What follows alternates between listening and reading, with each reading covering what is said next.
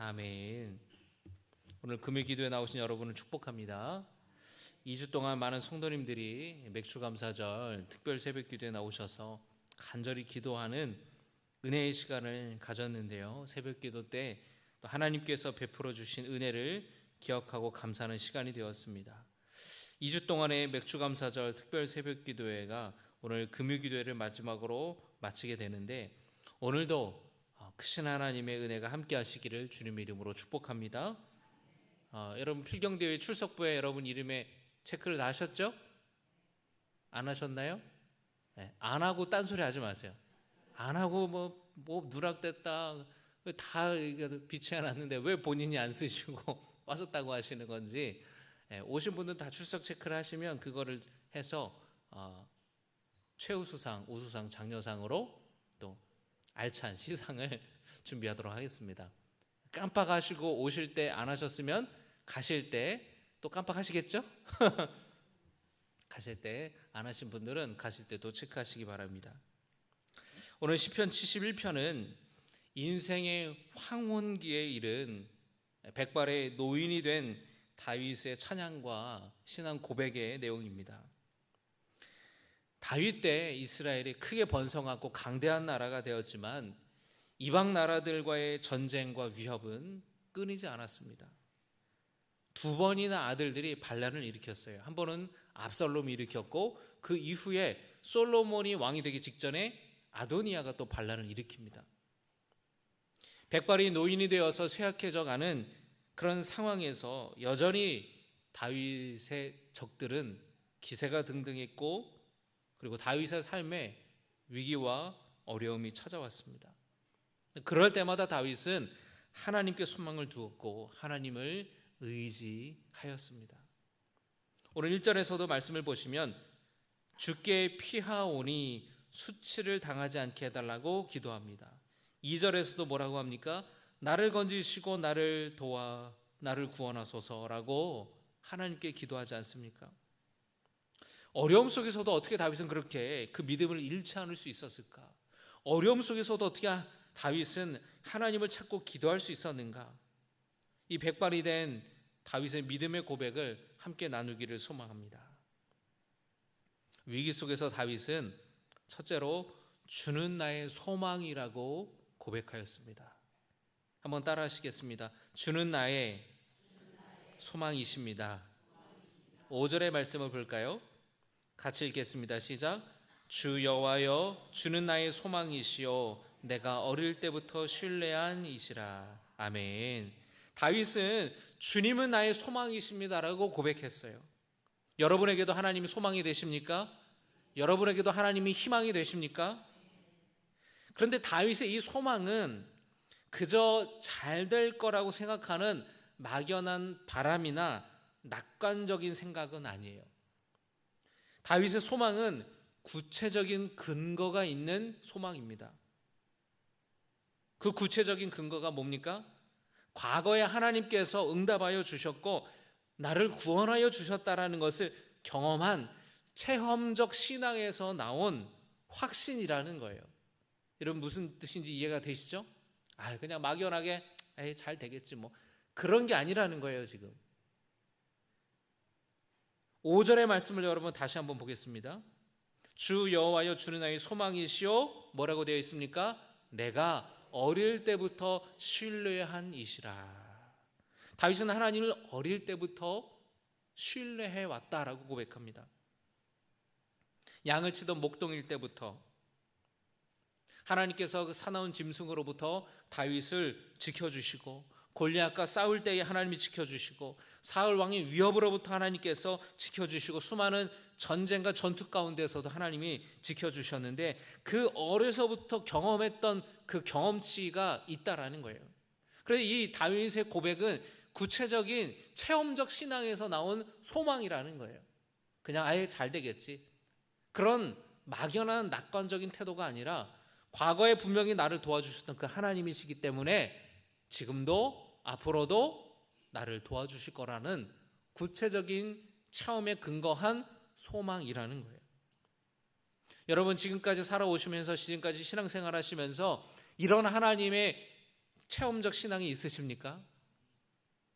예전에 여러분이 어려움 당할 때에, 어떤 문제가 있을 때에, 신음하고 고통당할 때에 여러분이 기도하고 하나님께 매달렸을 때에 하나님이 도와주시고 문제가 해결됐던 그 구체적인 경험, 구체적인 하나님의 은혜가 있냐라는 거예요. 그렇다면 다윗처럼 그 하나님께 소망을 두시기를 주님의 이름으로 축복합니다. 위기 때마다 하나님께서 나를 지켜주시고 도와주신 것을 다윗은 분명하게 기억하고 있다라는 거예요. 그 하나님을 여전히 내가 신뢰하게 하고 있다라는 거예요. 지금 내 삶을 둘러싼 문제가 크지만 앞으로 하나님께서 이 문제를 해결해 주실 것을 다윗은 소망을 두었고 기대하고 기다리고 있는 겁니다. 여러분, 이 소망이 여러분에게도 있기를 주님의 이름으로 축복합니다. 24년의 절반을 지나가고 있는 이때에 여전히 해결되지 않는 문제와 어려움이 있으십니까? 지금까지 여러분을 도와주시고 함께 하신 하나님을 여러분 기억하시기 바랍니다. 하나님이 여러분을 반드시 도와주시고 능력의 손길로 여러분의 삶 속에 기적을 행하시고 놀라운 일들을 베풀어 주실 것을 기대하는 소망이 여러분의 심령에 넘쳐나기를 주님의 이름으로 축복합니다. 여러분, 이 소망이라는 단어는 히브리어로 어떤 뜻이냐면은 확고하고 강한 믿음을 갖고 기다린다라는 뜻입니다. 한번 따라 하실까요? 확고하고 강한 믿음을 갖고 기다리는 것이다. 그게 뭐라고요? 성경이 말하는 소망이라는 뜻이에요. 확고하고 강한 믿음으로 기다린다라는 거예요. 하나님이 일하시는 것을, 하나님이 행하시는 일들을 확고하고 강한 믿음을 갖고 기다리는 거예요. 여러분, 이 소망이 여러분에게 있기를 주님의 이름으로 축복합니다. 그래서 이 소망은 하나님께 소망을 두는 거예요. 시편 42편 5절의 말씀을 보시면 여기에 이제 소망에 대한 내용이 다윗의 고백이 또 나오거든요. 42편 5절의 말씀을 한번 화면에 띄워주시겠습니까? 같이 함께 고백하겠습니다. 시작.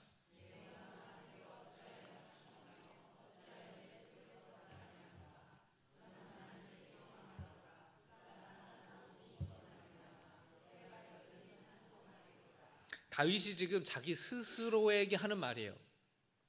내 영혼아, 내가 어찌하여 낙심하며 어찌하여 내 속에서 불안해하는가. 그러니까 다윗도 낙심될 때가 있었다라는 거죠. 마음이 불안할 때가 있는 거죠. 그런 가운데에서 스스로 다짐하고 스스로 고백하는 겁니다. 너는 하나님께 소망을 두라. 누구에게 소망을 두라고요? 하나님께. 그가 나타나 도우심으로. 어떤 소망입니까? 나타나 도우심으로. 하나님이 내게 함께 하시고 나를 도와주시고 나를 건져주신다라는 소망을 가지라는 겁니다. 그 소망으로 말미암아 내가 여전히 하나님을 찬송한다라고 고백하는 겁니다. 여러분의 마음이 불안하고 여러분의 마음이 염려가 될 때에 5절의 이 말씀을 여러분이 입술로 고백하며 나아가시길 바랍니다. 따라합니다. 소망이 불안을 이긴다. 다윗도 마음이 흔들릴 때가 있었습니다. 다윗도 마음이 불안할 때가 있었습니다. 그런데 마음이 흔들리고 불안할 때에 어떤 사람은 기도의 자리를 떠나요. 예배의 자리를 떠납니다. 교회를 떠나가요. 그리고 원망하고 불평합니다. 그런데 어떤 사람은, 다윗과 같은 믿음이 있는 사람은 여전히 하나님을 신뢰하고 하나님을 소망하며 하나님을 찬양하고 기도의 자리로, 예배의 자리로 더 나아가는 사람들이 있다라는 거예요. 여러분, 어떤 사람이 되어야 되겠습니까? 어떤 사람이 되고 싶으십니까? 바라기는 다윗처럼 소망을 가지고 믿음을 가지고 기도의 자리로 나아가고 예배의 자리로 나아가는 성도 되시기를 주님의 이름으로 축복합니다. 믿음은 내 마음이 힘들고 낙심되고 불안이 찾아오더라도 그럼에도 불구하고 하나님을 신뢰하는 거예요.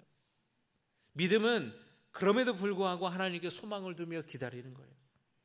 신앙생활 한다고 여러분 예수 잘 믿는다고 모든 문제가 해결되는 것은 아니에요. 저는 요즘에 좀 이전에와 다르게 좀 기도를 하고 있어요. 예전에는 주님 아무 문제 없게 해주세요. 목회에 어려움 없게 해주시고 문제 없게 해주세요. 어떤 교회의 행사나 큰일을 앞두고 하나님 문제 없게 해주세요. 아무 일 없게 해주세요. 그렇게 기도했거든요. 그런데 이렇게 기도하면은 허점이 있어요. 문제가 생기면 어쩔 거냐는 거예요. 그럼 하나님이 내 기도 안 들어주신 겁니까? 다시 한번 이 기도를 한번 보세요. 하나님 아무 문제 없게 해주세요. 하나님 아무 일도 안 일어나게 해주세요. 그런데 우리 삶이 그러냐고요. 여러분 혹시 저처럼 기도하시는 분, 기도하셨던 분 계시지 않으세요? 하나님 아무 일 없게 해주세요. 아무 일도 없게 해주세요. 아무 문제 없게 해주세요. 그렇게 기도해 보신 분 많으시잖아요. 그런데 기도는 그렇게 하지만 우리 삶은 그러지 않잖아요. 그래서 제가 어느 순간 좀 기도가 좀 달라져야겠다. 내가 좀 다르게 기도해야겠다. 그래서 요즘은 그렇게 기도하지 않고요. 이렇게 기도합니다. 하나님, 문제가 생길 때 나라 하여금 기도하게 하여 주시옵소서. 문제가 생길 때 내가 주님을 찾게 하시고 주님의 능력으로 이 문제를 해결해 주시옵소서. 해결할 수 있게 하여 주시옵소서. 그렇게 기도해요. 우리 태국 단기 선교를 이제 8월 중순에 갑니다. 태국 단기 선교를 준비하는 모임을 우리가 매주 일주일에 한 번씩 갔는데 언제 갔냐? 금요기도회 끝나고 가져요. 4층에서 10시 반에서 11시 반에 모여요. 시간이 그때밖에 안 된대요. 그래서 금요기도회 끝나고 4층에 올라갑니다. 그래서 우리 팀원들 12명이 모여서 고등부 학생도 있고 청년들도 있고 우리 권사님들도 계시고 그래서 12명이 함께 모여서 같이 기도하고 또 준비한 모임들 일정들 우리가 준비해야 되는 것들을 같이 나누고 하는데 그때도 제가 그렇게 기도해요. 태국 단기 선교 가서 어떤 문제도 없게 하여 주시옵소서. 아무 그런 어려움 당하지 않게 해주세요라고 기도하지 않고 어떤 문제가 찾아오더라도 낙심하지 않고 기도하게 하여 주시옵소서. 주님이 도와주셔서 문제가 해결되게 하시옵소서. 오히려 그 문제를 통하여서 우리 팀원들이 하나님의 능력을 경험하게 하시옵소서. 그렇게 기도해요. 여러분 살면서 아무런 문제 없이 살아가는 사람은 없습니다. 여러분 문제 없게 해달라고 기도하고 계십니까? 그럼 여러분 기도를 이제부터 바꾸시길 바라요. 문제 없이 살아가는 사람은 없습니다. 중요한 것은 우리가 그 문제 앞에 어떻게 반응하느냐예요. 다윗은 어떻게 반응했습니까? 믿음으로 반응했어요. 하나님께 기도했고 하나님을 의지했고 하나님께 소망을 두었습니다. 여러분 소망을 품는다라는 것은 문제 앞에 내가 굴복하지 않겠다라는 단호한 믿음의 결단이에요. 다시요. 소망을 품는다라는 것은 문제 앞에 굴복하지 않겠다라는 단호한 믿음의 결단입니다. 아멘이십니까? 여러분의 삶에 어려움이 찾아올 수 있을 겁니다. 가정의 어려움이 찾아오고 물질의 어려움이 찾아오고 건강의 어려움이 찾아오고 하던 일이 잘 안 될 수도 있고요. 가정에 문제가 생길 수도 있고요. 그런데 소망을 품는 것은 뭐냐면 그 문제 앞에 내가 낙심하지 않고 불안해하지 않고 넘어지지 않고 굴복하지 않고 내가 확고하게 강한 믿음을 가지고 하나님이 내 삶 속에 역사하실 것을 믿겠다라는 단호한 믿음의 결단이라는 거예요. 바라기는 이 믿음이 오늘 말씀을 듣는 여러분 가운데 함께 하시기를 충만하기를 주님의 이름으로 축복합니다. 어려움 속에서도 하나님은 우리를 지켜주시고 건져주셔요. 하나님이 도와주실 것을 기대하며 소망을 두며 살아가는 성도 되시길 바랍니다. 주님은 나의 소망이라는 다윗의 고백은 주를 더욱 찬송하겠다라는 고백과 이어집니다. 위기 속에서 다윗은 주를 더욱 찬송하겠다고 고백합니다. 여러분 14절의 말씀을 한번 읽을까요? 14절입니다. 시작.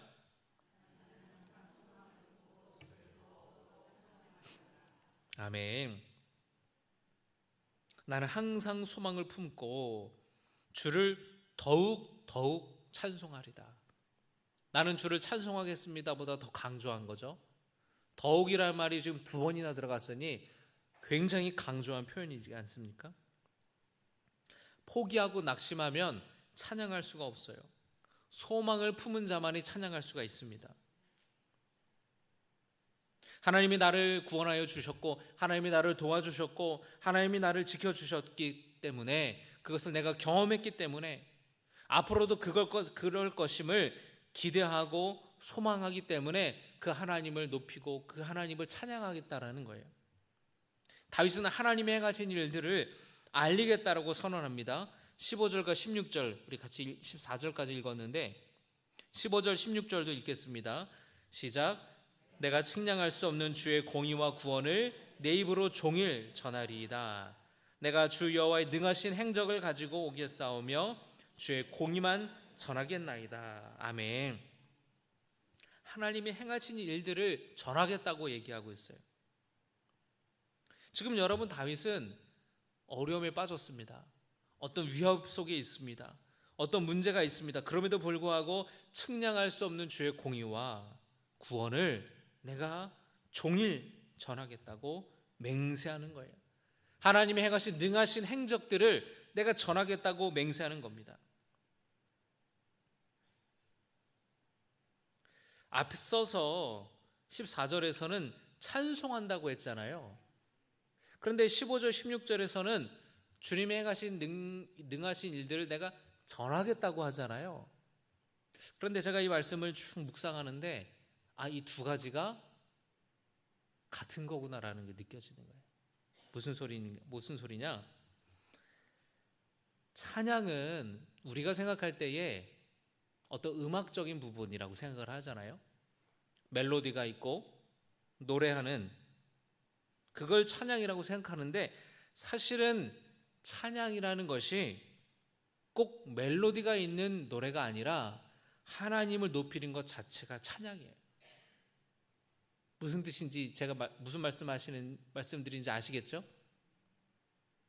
찬양을 사전적 의미가 뭔지 찾아보면은 아름답고 훌륭함을 크게 기리고 드러내는 것이라고 되어 있어요.